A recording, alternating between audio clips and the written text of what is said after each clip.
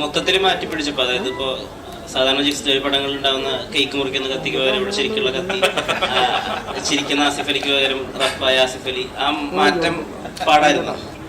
അല്ല, അങ്ങനെ പാടെന്ന് പറയാൻ പറ്റില്ല. പലരും ഓർക്കാത്തതുകൊണ്ടാണ്. ഇപ്പൊ എന്റെ ബൈസൈക്കിൾ തീവ്സ് എന്ന് പറയുന്ന സിനിമ നിങ്ങൾക്കറിയാം, ആ സമയത്ത് 2013 ഏറ്റവും കൂടുതൽ ട്വിസ്റ്റുകൾ നിറഞ്ഞ മലയാള സിനിമ എന്ന് പറഞ്ഞുകൊണ്ട് ആയിരുന്നു അതിനെ പ്രൊമോട്ട് ചെയ്തിരുന്നത്. ഒക്കെ ഇപ്പോഴും അത് ഇഷ്ടപ്പെടുന്ന ആൾക്കാർ.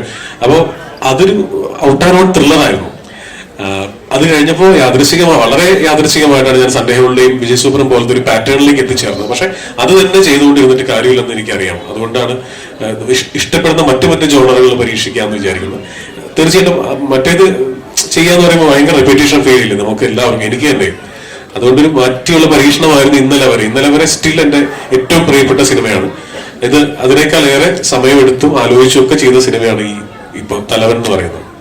എല്ലാ സിനിമകളിലും ആസിഫ് അലി ഉണ്ട്, എല്ലാ ജോണറുകളും ആസിഫ് അലി ഉണ്ട്. So what makes Asif Ali special എന്ന് ചോദിച്ചാൽ എന്താ പറയാ? ആസിഫ് അലിയുടെ ടാലന്റ് തന്നെയാണ്. That makes Asif Ali special for me. Other than he is my best friend, my brother.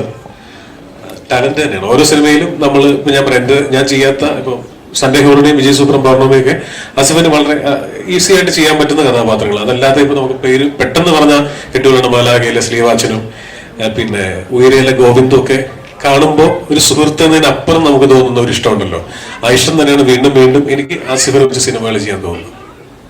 ഇപ്പൊ രണ്ടുപേര് തമ്മിലുള്ള ഈഗോ ക്ലാഷ്, അല്ലെങ്കിൽ രണ്ടാളുകൾ ഒരേ സമയം റോ ആവുകയും എന്നാൽ അവർ രണ്ടുപേരും ഇടിച്ചിടിച്ച് നിൽക്കുകയും ചെയ്യുന്നത് പാൻ ഇന്ത്യ ലെവലിൽ തന്നെ അയ്യപ്പനും കോശിയും എന്ന് പറയുന്നത് ഒരു ടെക്സ്റ്റ് ബുക്കായി മാറിയിരിക്കുന്നു. ലോകേഷ് ഉൾപ്പെടെ ഈ സിനിമയെ പറ്റിയാണ് പറയുന്നത്. അപ്പം ഏതെങ്കിലും ഒരു പോയിന്റിൽ ഇപ്പൊ ഗോഡ് ഫാദർ നായകനൊക്കെ ഒരു ഇൻസ്പിറേഷൻ ആയ പോലെ അയ്യപ്പനും കോശിയും തലവനൊരു ഇൻസ്പിറേഷൻ, ഒരു നമ്മൾ ഇതിന്റെ ടീസർ ഇറക്കിയപ്പോൾ മുതൽ ഏറ്റവും കൂടുതൽ കേൾക്കുന്ന ചോദ്യമാണ് ഈ അയ്യപ്പനും കോശിയും ഡ്രൈവിംഗ് ലൈസൻസ് പോലത്തെ ഈഗോ ക്ലാഷുകൾ വെച്ചിട്ടുള്ള. പക്ഷെ ഞാനത് ഇവിടെ ഉറപ്പായിട്ടും പറയണമെന്ന് ചോദിച്ചൊരു കാര്യം തന്നെയാണ്. ആസിഫ്, നമ്മൾ സംസാരിക്കേണ്ട വിഷയം തന്നെയാണ്. ഈ സിനിമ അങ്ങനെ ഒരു ഈഗോ ക്ലാഷ് വെച്ചിട്ടുള്ള സിനിമയല്ല. രണ്ട് റാങ്കിലുള്ള പോലീസുകാരുടെ ഈഗോ അല്ല ഈ സിനിമ, ഒരിക്കലും അല്ല.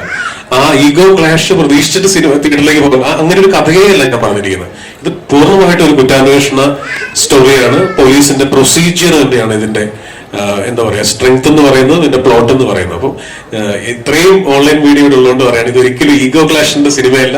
അയ്യപ്പനും കോശിയോ അല്ലെങ്കിൽ ഡ്രൈവിംഗ് ലൈസൻസോ പോർത്തൊഴിലോ നേരത്തെ പറഞ്ഞ ഒരു പടത്തിന്റെയും ജോണറിൽ പെടുന്ന പടമല്ല ഇത്. ആസിഫിന് അതായത് ഈ സിനിമയിൽ ബിജന്റെ കൂടെ എന്റെ ഭാവം കൂടെ കണ്ടപ്പോ, അതായത് രണ്ട് ഹീറോസ് ഉണ്ട് എന്ന് തോന്നുന്ന രീതിയിൽ ഒരു പോസ്റ്റർ വരുമ്പോൾ ഏറ്റവും കൂടുതൽ നമ്മൾ ഫേസ് ചെയ്തൊരു ചോദ്യം അത് തന്നെയായിരുന്നു. ഒരിക്കലും അതിനെ ഇൻസ്പയർഡ് ആയിട്ടുള്ളൊരു സിനിമയല്ല.